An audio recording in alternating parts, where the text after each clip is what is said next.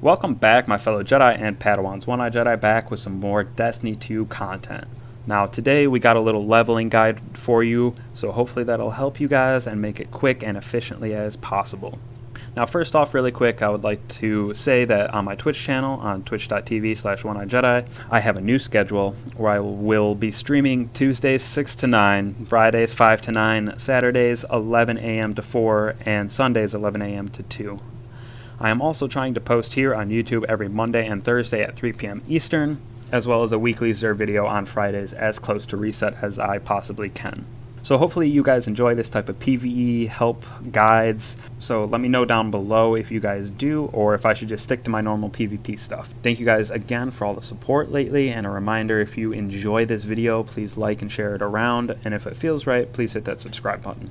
Now let's get into what you guys came here for. Leveling in Beyond Light and doing it as efficiently and fun as possible. Stick around to the end. I have a little loot farm that you guys can do on the Cosmodrone. It's quite fun, and you can sit there for as long as you want and get pretty much endless loot.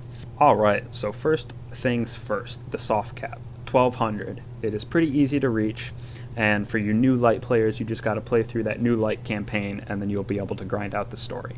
So for everybody going into the Beyond Light campaign, you will load into the first mission on Europa.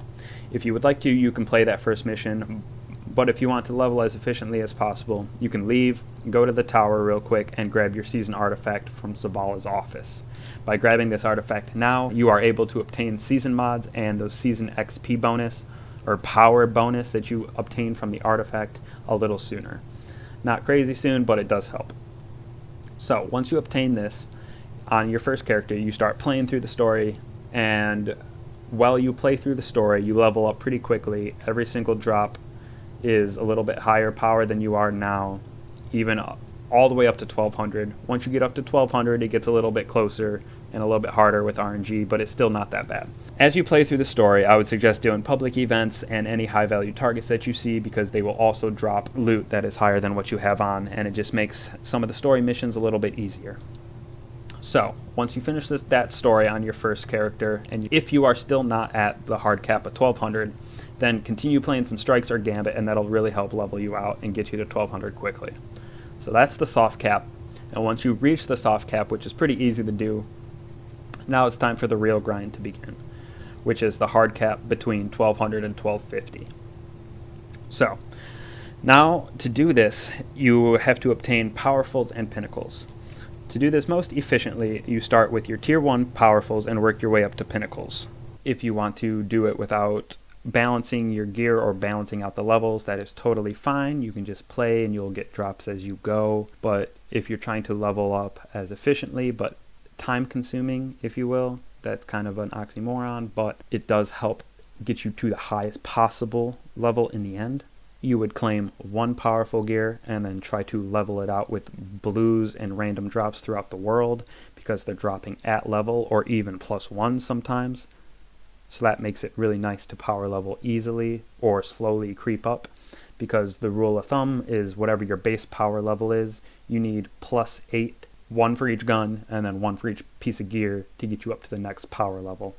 So let's say if you're at 1205 base, you need a mixture between your guns and your gear to be +8 from that to get you up to 1206 base. So for an example, if all 3 of your guns and your headset is at 1200, but the other 4 pieces of your armor are at 1202, your base will be at 1201, because those 4 pieces are +2, which ends up being +8 from your base, which raises your power up by 1. I know that's a little bit confusing, but it definitely helps figure out when you want to go for powerfuls.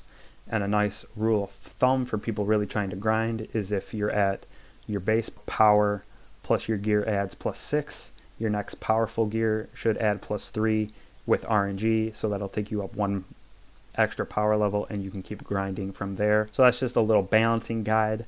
An easy way to do that is actually this little route on the moon in the Hellmouth that you can see behind me. There's a Trove Guardian, and there's also a Ogre Nightmare that spawns here, so you can just go in and out of the area, kill those 2 things, follow the path to the chest, and the chest that drops from the Ogre, and you can farm a lot of blues and even some purples sometimes out of those chests pretty consistently, and that'll help with those random world drops that end up being +1 and help you even out your level so you can move on to your next powerful drop.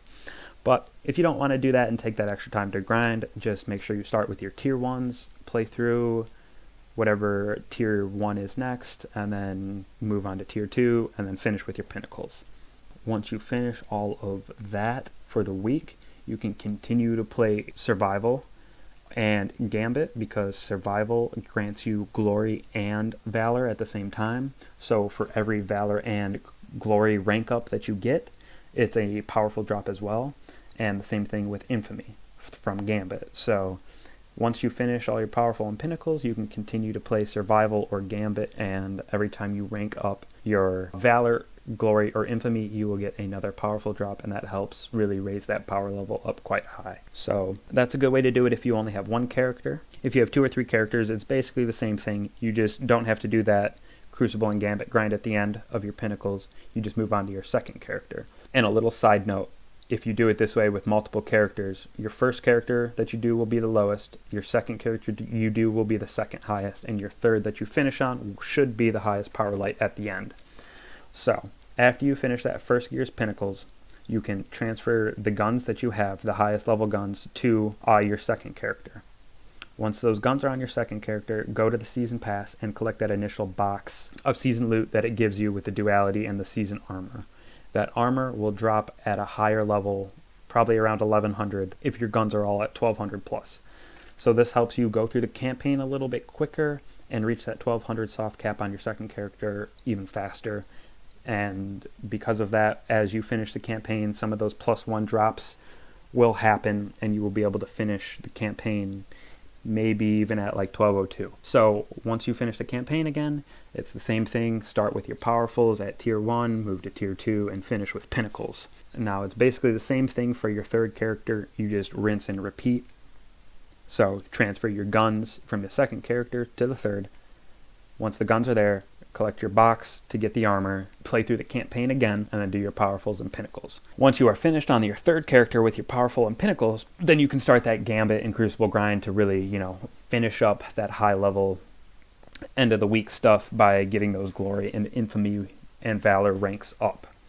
Another way to get some good levels is to save your adored quest to collect it. That drops at like a pinnacle level, or any other old exotic quests that you might have. Those are dropping at powerful as well. Any exotic engrams that you find on the ground or in those loot caves that I'm going to talk about in a second, those drop a little bit higher than your light 2, and not just +1, they can be +3. So at the end of the week on your third character, if you do that, it is the most efficient way to do it, and you should be at the highest level possible on that third character. Now you just rinse and repeat this every week until you hit that pinnacle cap of 1250, and you got to increase from 1250 to 1260 using only pinnacles, which can take a little bit, and it's RNG based. So you just got to go through on your characters, or you're only your one character every week. Hopefully RNG just blesses you with some nice loot. Now that is it for leveling. Now it's on to the fun part and that little loot cave that can help you guys out. So this loot cave is on the Cosmodrone in the Divide, as you can see behind me. The enemies will spawn in this little room, and you can just repeatedly kill them as they spawn. To get them to spawn in this room, you have to kind of clear them out when you first get into the area. They'll be on the roof and around. Some of them are those invisible vandals, so you just got to clear those out really quick. And then go into the middle of the room where I'm standing on the Scorch Cannon, basically, and they'll just keep spawning and spawning and spawning in this little room. It's helpful if you got another person with you, because every so often a captain will spawn, and those guys drop the best loot. So it can get a little challenging by yourself if you're not high enough light yet, but you just keep destroying enemies. Stasis abilities are great. Grenade launchers, anything with like a nice AoE damage. My Martyr's Retribution, as you can see in the background, is really, really nice for this. So you can just sit here forever and keep killing enemies on enemies on enemies, and it'll help with XP grinding, as well as after a while they just drop loot, primes, blues, legendaries, exotics. So you can get anything from this, and the longer you sit there, the more loot you will get. So hopefully this helped you guys and you guys can have some fun leveling and do it as fast and efficiently as possible, especially if you don't have as much time as some of us hardcore gamers. If you just have a couple hours a week, hopefully this can help you do it as efficiently as possible so you can get as high as you can for those trials weekends coming up and the raid coming up this weekend. So thank you guys for watching and all the support again lately. I really appreciate it, and I will catch you in the next one.